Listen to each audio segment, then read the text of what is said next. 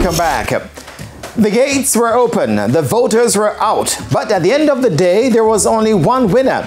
Incumbent Michael Ricketts pulled off a definitive victory over stablemate Raymond Anderson in the JFF presidential race.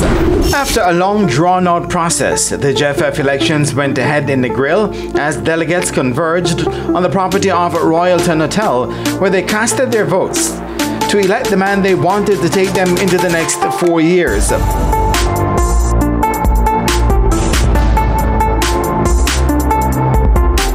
Challenger Raymond Anderson found no favors with the voters as he was only able to get 17 of the 56 votes, as incumbent Michael Ricketts prevailed with a whopping 39 votes, nowhere close as some expected. I think our canvas was out a little bit because we had it 40-16, but I must express my absolute gratitude to everybody who supported me. Ricketts got the support of the majority of parishes, but despite that, he knows there's work to be done going forward. We have a massive repair job to do because the football was brought into disrepute a multiplicity of times. So we do have some repair work to do, but I'm pretty certain that we have the expertise, we have the persons with the necessary skills, and I'm pretty certain that from here on, we'll get some positives. We have a lot to be comfortable and to be happy about. We've stayed focused and we took the higher ground every time, because while they're trying to drag us down, we were staying strong, we were doing the political work. And like I've said, our work has campaigned for us. We had some good persons on my slate, persons who have given much support to football in their communities at the parish level and at the national level. What we need to do now is to start the repair process tomorrow morning. Where does Raymond stand right now after losing in this election? I have no idea. The new board will look at the composition of the respective committees and then we'll make the determination from there. Well, we don't want to disenfranchise anybody who can make a contribution. I mean, it's football. And even though I've been hurt emotionally sometimes, but it's football. And like I use the analogy, your reverse mirror is so small when you compare it to your big mirror in front of you. We have no time for no rear view mirror. We're not even looking behind us. As for the challenger Anderson, it was disappointing not turning the promises into votes. First, I must really thank those that really support me.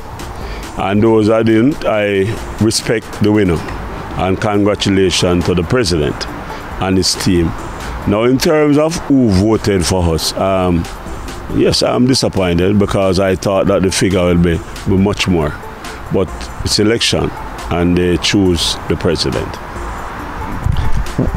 What is it though that made the difference? There were some promises from your side, very attractive too. So where did that breakdown came?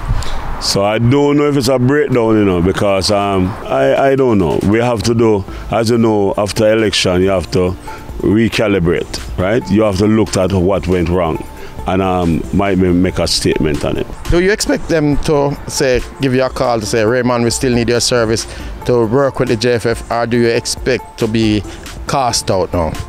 I don't expect nothing. I don't expect anything. Raymond is me, and I know that Raymond is me. I don't expect anything from no one. I know I honestly, I don't expect anything from anyone. In terms of the football though, I know that I am here and I'm a football person. But I don't expect anything from anyone. Will there be another challenge from you down the road, or this is it? I don't know what tomorrow may bring. I really don't know. You know, but for now, I still don't feel. You have to understand, you know, when you're going into an election, it's two ways. It's either you win or you lose. People like me, I've been experiencing election that I win and some that I lose, both in general, as in general election, and in football election. So I understand that. And because of that, I accept whichever one. One thing I can tell you, I must really congratulate my team, the RSA team. They put out all staff. that they could, you know, but of course the delegates speak. Raymond Grant has been a general secretary under the leadership of the late Captain Horace Burrell. Now he'll serve as a vice president in the new executive. I relish the opportunity and I'm very grateful for the support received from the delegates.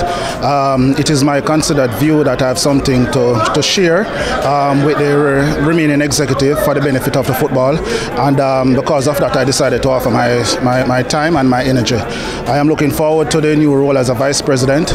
Already I've set myself some target in terms of giving support to the administration, and I'm sure that based on my experience that I would have had over the 5 years being the General Secretary, I should be able to impart some knowledge for the betterment of the JFF. Part of my responsibility is to assist in the administration, and that's the day-to-day administration in giving guidance and support to the General Secretary. Gregory Daly, the St. James FA President, will assume one of the Vice President roles. The only thing it means for me is more work and to try to get things better in going forward as it relates to football.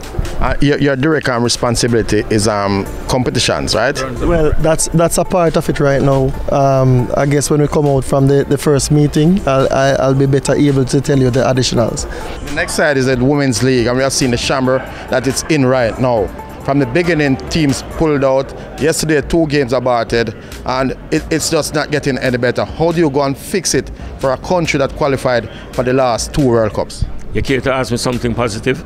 This is a positive question. It is? Yeah, fix it. Yeah, man, that's why I understand.